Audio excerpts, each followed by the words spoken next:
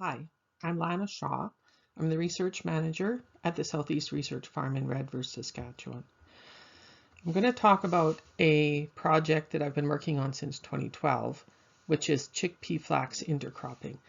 That's growing both crops simultaneously on the same land together. And on the pictures you can see are what the grain looks like after it's harvested, a grain separator that can be used for this, and a disease on a pod. We'll talk more about that disease, Ascochyta. So this is the type of work that I do. We do medium-sized agronomic plots, and we're comparing the straight chickpea and straight flax with various combinations of this intercrop. And then we do tours of the trials and talk about them with farmers. So that's me, Michelle Hubbard, and Bill May are also in the picture talking to the farmers and with the farmers about chickpea flax intercropping. This is what a side-by-side. On the left-hand side is the intercrop with flax. So chickpeas are mixed in there. It's a lot more ripe than the one on the right, which is the monocrop chickpeas. And there's also visually more disease happening in the one on the right, the chickpeas growing on their own. There's also more weeds. There's thistles being in that canopy. So this is all just a good example of some of the benefits that we're getting from doing the intercrop. How did this happen? There was kind of an old farmer trick that was used in Saskatchewan for a lot of decades, particularly when peas and canola were getting established in Saskatchewan. They would grow them together because the peas lodged very badly. The canola didn't have much herbicide packages at all. There was not much herbicides you could use, so you grew them together and it worked well. When the herbicides systems came out for canola and the lodging resistance improved on the peas, this technique kind of went by the wayside. It was not as popular. It didn't fit with the agronomic system through the 90s and 2000s very well. But there was one of the farmers, Colin Rosengren, who's been intercropping, growing more than one grain crop together for quite a lot of years. And one of the ones that he decided to try was chickpea flax. As far as we know, nobody had tried this combination before. It just seemed like you wouldn't be able to thresh it. But he's a bit of an inventor sort and figured out that existing equipment threshes this just fine. And he was the only one doing it for quite a while. In 2012, I started doing some trials on this because it was cool.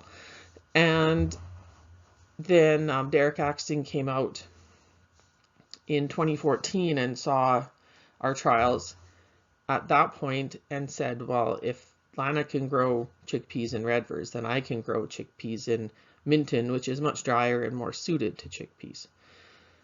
So him and Colby Cairns went and grew some acres in 2015, did really well with them, did it again in 2016, did really well again. So that, and also at the same time, Bill May at Indian Head was doing the chickpea flax trials. There was a few other sites that tried it for a year or two on a small plot basis. And so the research has been going on kind of at the same pace that the farmers have been adopting this, and we're learning from each other. We're using what the farmers know to design research trials that are helping them answer useful questions.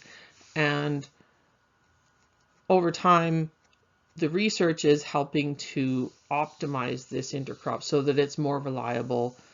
We've got better validation for what actual functionality does it have. So that's leading to spin-off of some thousands of acres in Saskatchewan, Alberta, North Dakota, Montana, Idaho, and it's spreading to places even farther away than that, like Australia. This is the commercial acreage trend just for Saskatchewan. I have some information on other areas, but I think it's not as complete as my information for Saskatchewan.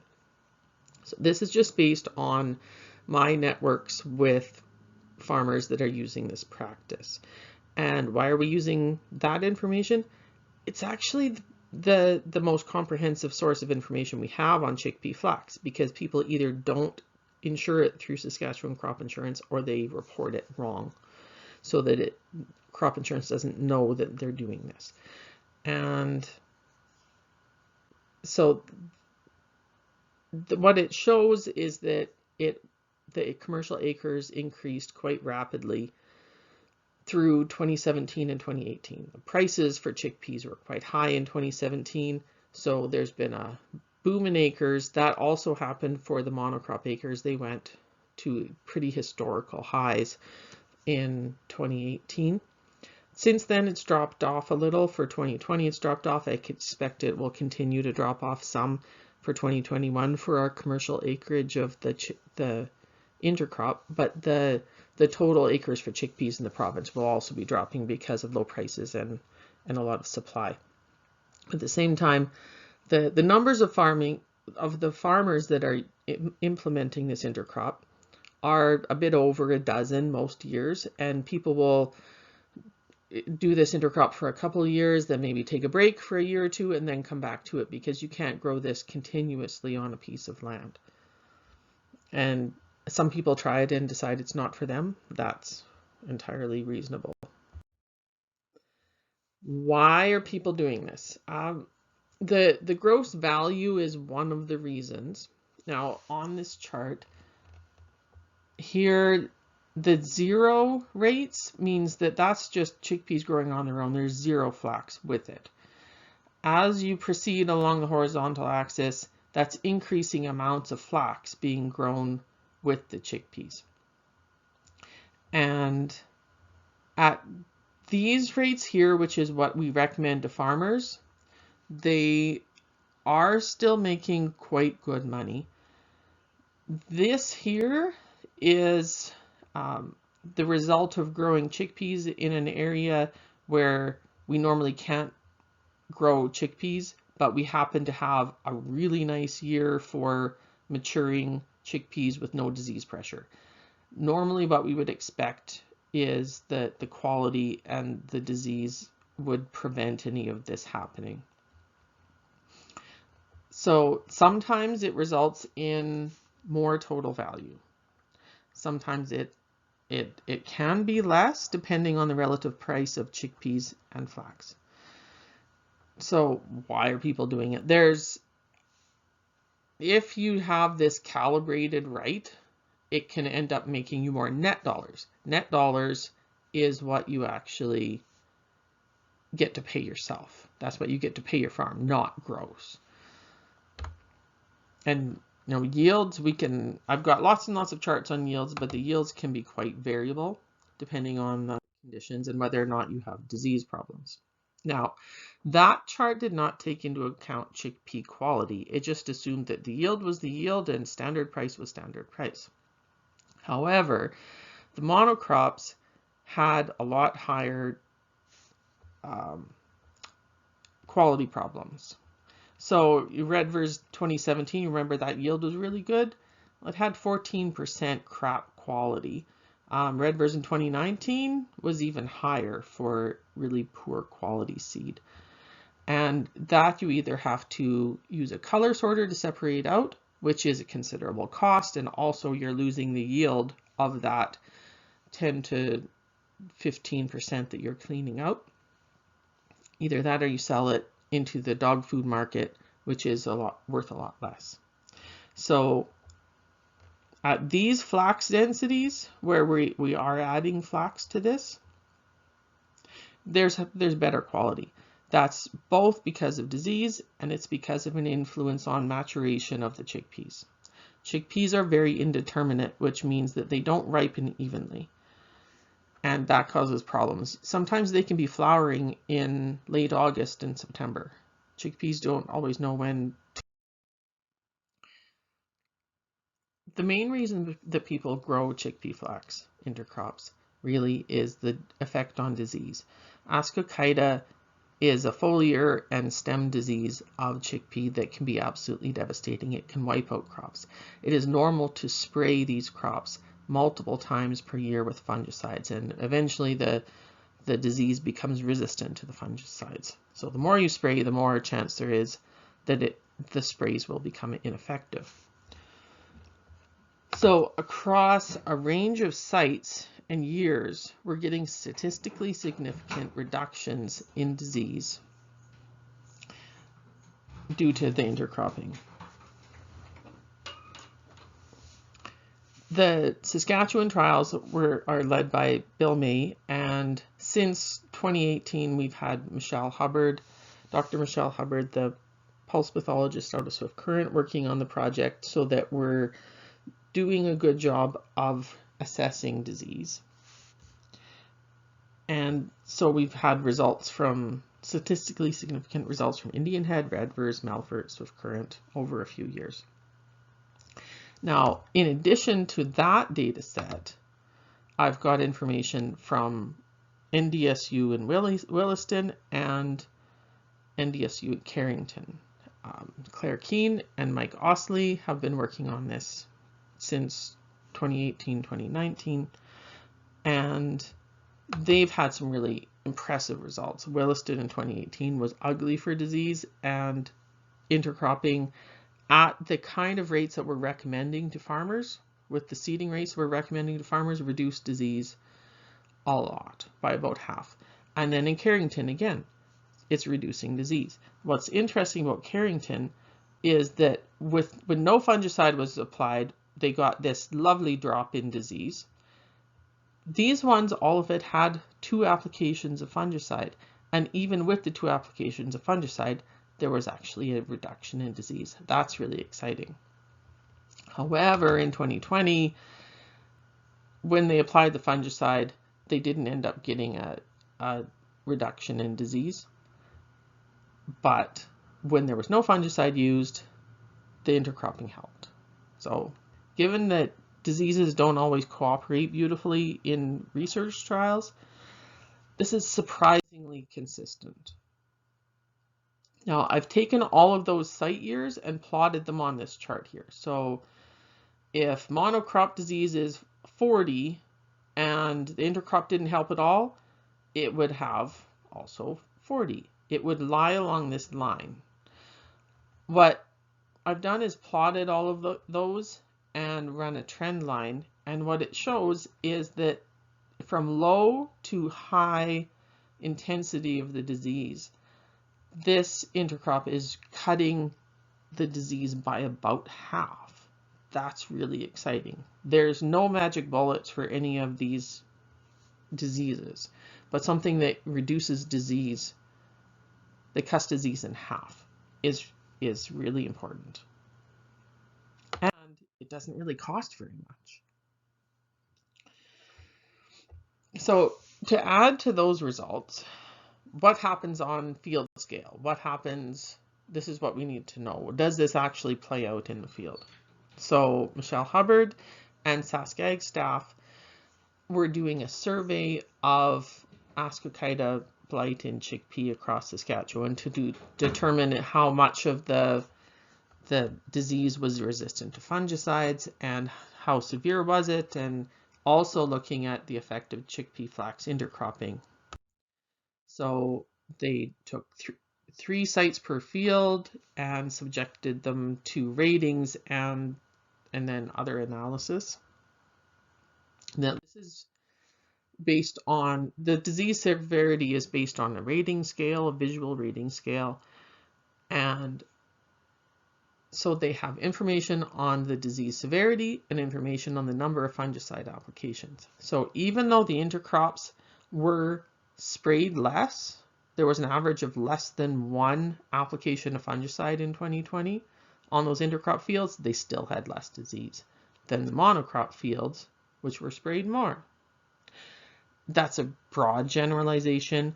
This does not control for differences in location. So it's possible that the intercrops just happen to be growing in areas where there was less disease pressure. but this is just from the sites that were available. So it would be nice to have field scale sites where we have split fields where half of it's intercropped and half of it's monocrop for a better comparison, but this is what we have for now. In general, we've seen that as you increase the flax seeding rate in this intercrop, chickpea yield will trend down. You get more flaxseed, but less chickpeas. And there comes a point where that's just not practical, that there can be too much flax. The gross crop value is something that we focus on more than just basic yield, because that's showing where the highest value crop and the symbiosis is optimal. The increasing flaxseed also decreases chickpea disease. So we're balancing the reduction in the chickpea yield with reduction in disease in the chickpeas. That's what we're trying to hone in on with some seeding rate trials with the chickpea flax. So as with all intercrops, there's a balance. We're trying to create some symbiosis between these two crops rather than negative competition. Chickpea quality and maturity, as I mentioned earlier, can be affected by intercropping. So why do we get less green seed and better quality?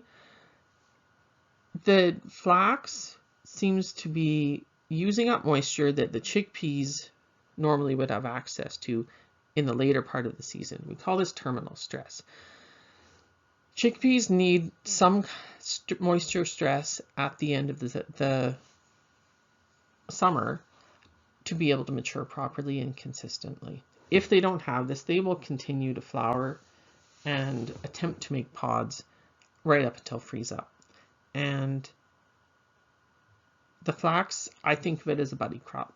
It tells the chickpeas that it's time to go. And that is important for chickpea quality. And it's important for reducing the riskiness of the chickpea crop. It's also important for extending the area where chickpeas can be feasibly grown without too much frost risk. How do you harvest that? Sometimes I get told you can't harvest that. That's impossible by farmers who know a lot about combines. And granted, I do not know a lot about combines, but I did not invent this intercrop. Colin Rosengren did. And there are thousands of acres of commercial production of this intercrop. This is what the grain should look like. There's not unthreshed flax bolls in this mixture here. There should be very little unthreshed flax bolls if harvest conditions are reasonable. How to ensure that what you end up looking at harvest is this sort of thing? To start with, make sure you have enough chickpeas relative to the amount of flax. If you have too much flax and very little chickpeas, that is almost impossible to thresh properly. The reason is that the chickpeas thresh the flax bolls. So imagine ball bearings going through the combine. The chickpeas become part of the threshing mechanism for the flax. So the flax bolls get crushed going through along with the chickpeas. So you're setting the combine for the chickpeas so that you're not damaging the chickpeas, and then just turning the fans down enough to not blow the flax out. There's some more fine-tuned instructions or different types of parts of the combine that you can adjust to optimize this. I'd highly recommend you talk to farmers about this who have experience, so that for your particular type of combine, they can give you some settings that will work. And then what do we do with the grain after harvest? You separate it with a rotary screen or some other type of cleaner. The rotary screens are relatively available and inexpensive. Key takeaways. This is another tool in the disease toolbox. Right now, we're very reliant on genetics and fungicides for healthy chickpea crops. And this is, you can think of this as an additional protection for your crop. But it's a rather dramatic change to how we normally do this type of a crop. This should be considered as an option in places that normally grow lentils. Due to problems with a root rot, a Phanomyces root rot, in lentil country, lentil crops are at risk and they need to extend their rotation, extend the length of time between lentil crops. This is possibly a way of doing that. You can alternate lentil crops in your rotation with this chickpea flax. There's a limit to how far north you can push that, but a lot of lentil country, this should be fine. If you want to try this, my advice based on a lot of years of experience is stay between 10 to 20 pounds per acre for the flax. And keep the chickpea rate relatively high. And as you get experience with it, you can fine tune this on your own. The 10 to 20 pounds per acre is sort of my guardrails for how to have this turn out reasonably well. You can pencil in reduced applications of fungicides. That doesn't mean no fungicides necessarily, but keep a close eye on it. You're likely able to use less than what the monocrop chickpea growers would use. And then connect with other farmers on Twitter so that when you, and myself, so that when you inevitably have questions about this intercrop, you can ask people what they think. You can use authority herbicide, sulfentrazone, on this, and you can use some grass herbicides. Don't put this after canola or mustard because of volunteers. Watch out for brassica volunteers or brassica weeds because they're hard to clean out of flax. You get no control out of the sulfentrazone. Cereal stubble is good. And you can follow up this intercrop with a canola or something if you really want to. Don't be afraid of using flax here. Flax stubble is normally difficult to deal with. People don't like dealing with the residue. They don't want to seed into flax stubble the next year because it's going to bunch and cause problems. This residue does not seem to cause those problems because there is far less of it. And it's mixed with chickpeas. It breaks down faster, it busts up nicely in the combine and spreads better than flax residue does on its own. This is what some of the on-farm, relatively inexpensive separation equipment looks like. So these are normally used to just separate weed seeds from grain crops. They're called dockage cleaners, rotary screens, and they cost about 25 cents per bushel to run your grain through, so it's relatively affordable. I guess I should mention on-farm storage. People are storing this on-farm, being careful with it, watching the moisture, not storing it together if the moisture is really high. They're storing it effectively on-farm until they have time to do the separation. And that's something that you can talk to some more experienced farmers about what they have seen with that. So I want to acknowledge some of the people that have been involved in all of this work. So besides myself, Bill May at Indian Head has been involved in this since 2013. Michelle Hubbard came on in 2018 as a pulse pathologist, and that's been a great collaboration. Our technical staff at Redvers, I need to give a shout out to them.